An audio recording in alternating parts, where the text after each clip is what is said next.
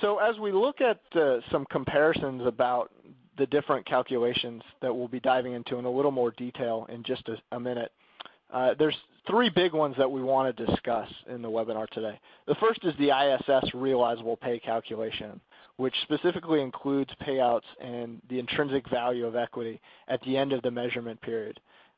It also revalues options using the Black-Scholes at the end of the period. So it takes the intrinsic value and it takes the time period and then recalculates it at the end of the period, not just using the grant date value.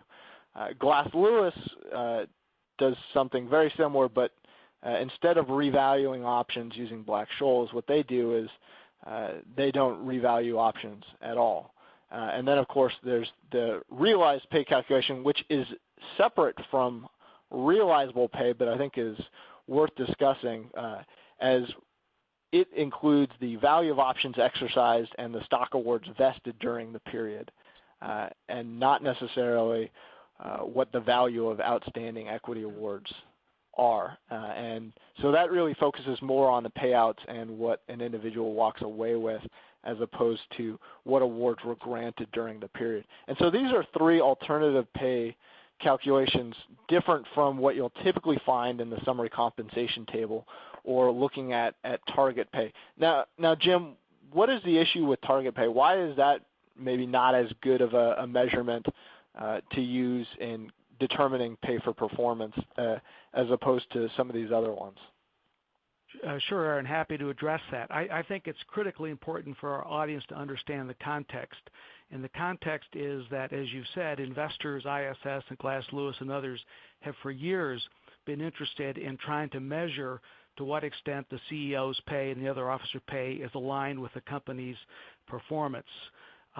And historically, they have done it by looking at the company's total shareholder return, stock appreciation, depreciation, plus dividends over a period of 1, 3 to 5 years, looking back in the rearview mirror. And that's what pay has been used for in the pay for performance analysis. You can use pay in all kinds of analytics, but in the pay for performance, it's been comparing it in the rearview mirror with what the shareholders got. And for this purpose, investors have been using largely the summary compensation table out of the proxy, which is full of good information, has a lot of data in it, is very important, but really is inadequate and inappropriate and even misleading to use in evaluating alignment of CEO pay with total shareholder return.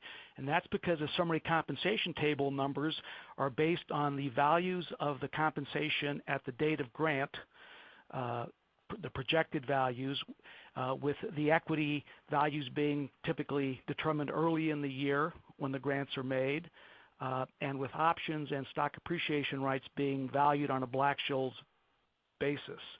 And that's a snapshot on one day as the compensation is granted. That bears oftentimes no resemblance to what the CEO actually earns over time. And it's really unfair and misleading to look in the rearview mirror and said, well, the shareholders lost 50% of their value because the stock went down in half, and the CEO made tons of money because he or she was granted stock options 5 years ago with a Black-Scholes value of tons of money. It turns out that if the share prices went down, those options were worthless. And shareholders, investors, knowledgeable investors understand and appreciate all of that, and even the proxy advisors understand that. They've started to take that into account, and it's clear that summary comp table pay is not the way to look at it, and the question is, what are the alternatives? And that gets us into the discussion of realizable pay and realized pay, which companies are looking at and investors are looking at.